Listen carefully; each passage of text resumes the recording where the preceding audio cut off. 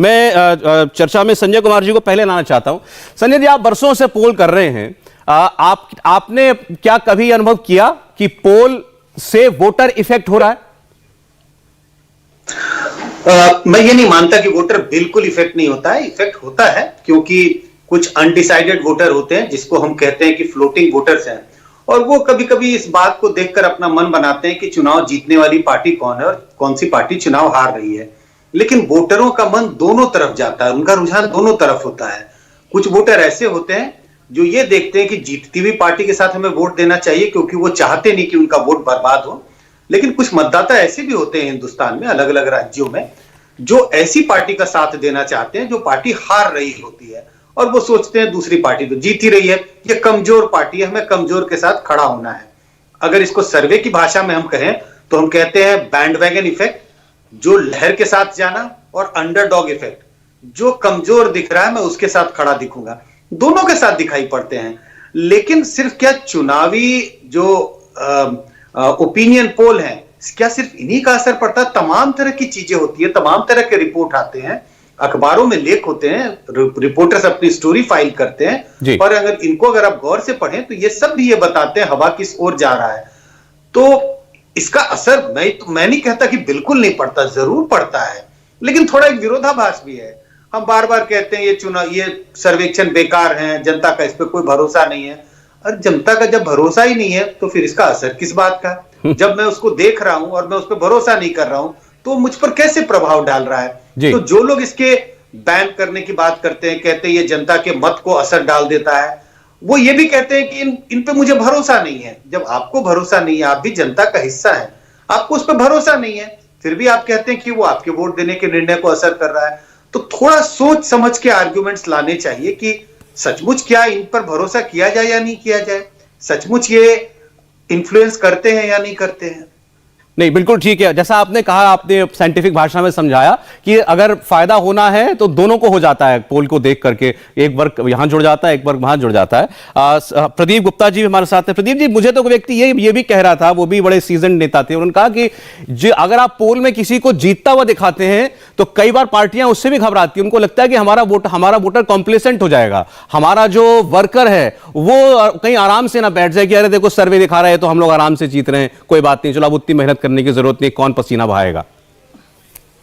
देखिए सौरभ जी, ऐसा है कि जो पोल दिखाया और पोल जो देखने वाला है वो उस चीज को किस नजरिए से और किस आधार पे ग्रहण कर रहा है, ये उसके ऊपर बहुत निर्भर करता है। जैसे सिन्हा साहब ने बताया कि ये उसकी बौद्धिक, जो आज का जनमानस है वो इन्फॉर्म्ड डिसीजन मेकर है। वो पुराने जमाने की अब बात नहीं है कि उसको कुछ पता ही नहीं होता था, अब उसको सब पता है। चुनाव की बात करें तो सीधी सी बात यह है कि 5 साल पहले, कहिए सर, आवाज आ रही है आपकी? हाँ, 5 साल पहले जो पार्टी ने वादे किए थे और जिससे सरकार बनी थी, उसका परफॉर्मेंस कैसा है, उसका जीवन कितना प्रभावित हुआ है उस गवर्नेंस से, उसको अच्छी तरीके से पता है। तो इसमें कहीं कोई शक या सवाल नहीं कि वो कोई भ्रमित हो जाएगा या प्रभावित हो जाएगा। रह गई बात आशुतोष जी की, तो मैं बता दूं, एक्सिस माई इंडिया तो ओपिनियन पोल नहीं करता है, लेकिन उन्होंने 2017 का जिक्र किया, उसमें भारतीय जनता पार्टी को आगे दिखाया था और समाजवादी को पीछे। लेकिन उनका यह मानना है कि तमाम पोल ने कहा था समाजवादी पार्टी आगे, तो इसका मतलब तो सभी ने समाजवादी पार्टी को जिता देना चाहिए था, फिर तो 47 सीटें नहीं आती थी। तो इससे कहीं कोई फर्क नहीं पड़ता। जनता है, ये जनार्दन है, ये सब जानती है कि क्या हो रहा है और क्या नहीं हो रहा। किसी को कुछ बताने की जरूरत नहीं, वो अपने विवेक का इस्तेमाल करके अपना निर्णय लेती है वोटिंग के दिन। शशि जी, जिन्होंने हमारा सर्वे किया, हमारे साथ हैं। शशि जी, 1 मिनट जरा आशुतोष जी का नाम लिया है तो जवाब दे दें आशुतोष जी। नहीं, ठीक है। मैंने कहा कि भारतीय जनता पार्टी के आदरणीय सांसद जी भी हैं, राकेश सिन्हा प्रबुद्ध हैं, लेकिन इन्होंने एग्जाम्पल भी लिया पंजाब का। पंजाब में आपको तो सांसद जी बिल्कुल भी नहीं होना चाहिए किसी बात का विरोध। आप चौथे नंबर की पार्टी हैं, 117 में आप 3 सीटें जीते हैं और उम्मीद भी इससे ज्यादा नहीं थी, तो आप वहां पे परेशान नहीं होंगे। लेकिन अगर यहीं पे समाजवादी पार्टी को सब जगह 4 नंबर पे दिखाते, 1 नंबर पे दिखाते, तो आपकी पार्टी से भी ऐसे रुकाते। देखिए, आप बात को समझिए, बड़ी अजीब सी बात होती है। और ये बात क्यों नहीं डिस्कशन होता है कि भारतीय जनता पार्टी के एक भी नेता प्रचार नहीं कर पा रहे हैं, डिप्टी सीएम को खदेड़ा जा रहा है, लोग पार्टी छोड़ छोड़ के समाजवादी पार्टी में आ रहे हैं। कल तक समाजवादी पार्टी लाइन में नहीं थी, आज बिल्कुल नेक टू नेक फाइट कर रही है, लेकिन सीटें जीत रही है। भारतीय जनता पार्टी, ये अपने आप में विरोधाभास नहीं है। खैर चलिए, और सौरभ जी मैं तो बता सकता हूं, आप नाम बताइए, मैं सब में बताऊंगा, सबको दिखाएगा कि समाजवादी पार्टी बढ़ तो रही है लेकिन सरकार बीजेपी बना रही है। और यही फ्रेम नैरेटिव होता है, इसी को कहते हैं नैरेटिव फ्रेम करना। तो कहीं ना कहीं एक वोटर्स के माइंड को बहुत ज्यादा इफेक्ट करती है। इसको आप सही बोले या गलत बोले, नहीं, मुझे एक बात नहीं, जो सबने बात कही कि अभी कि कोई वोटर जो है, ऐसा तो है नहीं कि डॉक्टर आशुतोष बहुत अच्छा बोलते हैं, चलो इनकी पार्टी को वोट दे दो, राकेश सिन्हा जी कितनी अच्छी बात कर रहे थे, चलो इनको वोट दे दो, या सर्वे ऐसा दिखा रहा है यार ठीक है चलो जीतने वाली पार्टी, ऐसा थोड़ा ही होता है डॉक्टर साहब। तो राजनीति में है, अगर मान लीजिए कोई वोटर कोई शहरी है, गांव का निवासी है, यूपी का, बड़ा सताया हुआ है, जैसे आप कहते हैं किसान बहुत परेशान है, रात को जानवर उसका खेत खराब कर देते हैं, वो अगर नहीं चाहता होगा इनको वोट देना, चूंकि सिर्फ इंडिया टीवी का सर्वे दिखा रहा है ये 250 सीट पा जाएंगे, तो वो इनको वोट दे देगा क्या? अच्छा ठीक है, मैं कहता हूं वो नहीं वोट देगा, मैं कहता हूं 1% वोट गड़बड़ करेगा। मैं कहता हूं आदर्श आचार संहिता की सही परिभाषा क्या है, आप बताइए मुझे। अगर कोई भी चीज, जब एक पेट्रोल पंप पे लगे हुए मोदी जी की फोटो हटा दी जाती है, वो लगता है कि प्रभावित कर रहा है, तो इस तरीके के सर्वे पे उंगली क्यों नहीं उठनी चाहिए? शशि जवाब दें आपको इसका। जी शशि शंकर जी। देखिए सौरभ जी, मैं तो ये कहना चाहूंगा कि जो ओपिनियन पोल होता है, थोड़ा सा मान सकते हैं कि वोटर को प्रभावित करता है, लेकिन इसमें 2-3 चीज का ध्यान रखना पड़ेगा कि ओपिनियन पोल के अलावा नेताओं के बयान जो होते हैं, उनका जो कैंपेन होता है, जो इश्यूज को लेकर जो वोटरों के बीच में जाते हैं, वो तमाम चीजें प्रभावित करती हैं। तो जो भी पार्टी होती है उनको ओपिनियन पोल के बजाय अपने कैंपेन पर ध्यान देना चाहिए और देखना चाहिए कि उनके नेता क्या बोल रहे हैं। क्योंकि देखिए, तो ऐसे तो माना जाए तो नेताओं के बयान से भी बहुत फर्क पड़ता है, तो क्या नेताओं के बयान पर रोक लगा देनी चाहिए? पार्टी तो रोक लगाती नहीं है। हाँ। और दूसरा 2-3 चीजें आशुतोष वर्मा जी ने बोला, मैं उस पर ध्यान देना चाहूंगा। वो बोल रहे हैं कि भाजपा के नेता यहाँ, मतलब बहुत सारे भाजपा नेता सपा में आ रहे हैं। तो देखिए, अभी बंगाल का चुनाव हुआ था, वहां बहुत सारे टीएमसी के नेता बीजेपी में आए थे, तो क्या वहां बीजेपी चुनाव जीत गई थी? तो कितने बार ये नहीं होता है।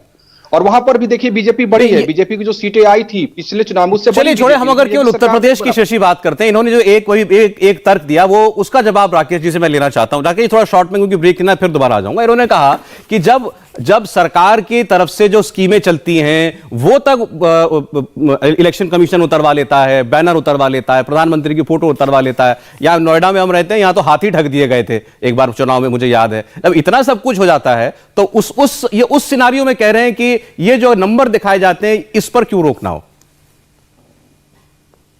देखिए, सरकारी एजेंसी का चुनाव में दुरुपयोग करना या उसको उपयोग करना, इसको चुनाव आयोग प्रतिबंधित करता है। इंदिरा गांधी जी का चुनाव इसलिए खारिज हुआ था, जगमोहन लाल जी ने निर्णय दिया था इलाहाबाद हाई कोर्ट में, चूंकि उन्होंने सरकारी मशीनरी का उपयोग किया था।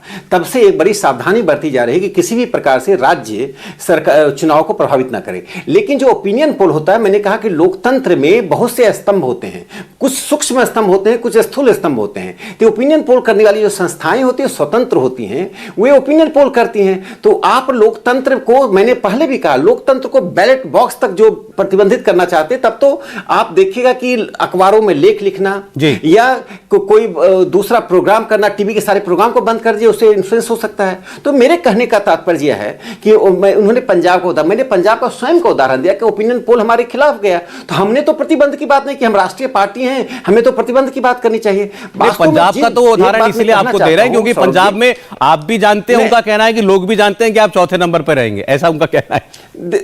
देखिए, मैं चौथे तीसरे की बात नहीं है हमारे, देखिए मानसिकता की बात। मैं एक छोटी सी बात कहना चाहता हूं। लोकतंत्र में को समृद्ध ही कर सकता है जो स्वयं लोकतांत्रिक है। जो पार्टियां इंटरनल डेमोक्रेसी, आंतरिक लोकतंत्र नहीं है, वे लोकतंत्र को कभी भी समृद्ध नहीं कर, वो लोकतंत्र का उपयोग करती हैं सत्ता पाने के लिए। इसलिए समाजवादी पार्टी चूंकि आंतरिक लोकतंत्र नहीं है, अधिकांश पार्टी आंतरिक लोकतंत्र नहीं है, इसलिए जैसे ही लोकतांत्रिक प्रवृत्तियां बढ़ती हैं वे उसके खिलाफ खड़ी होती हैं। इंडिया टीवी हर वक्त हर जगह डाउनलोड करने के लिए सर्च करें India TV news Google play store या ऐप स्टोर पर।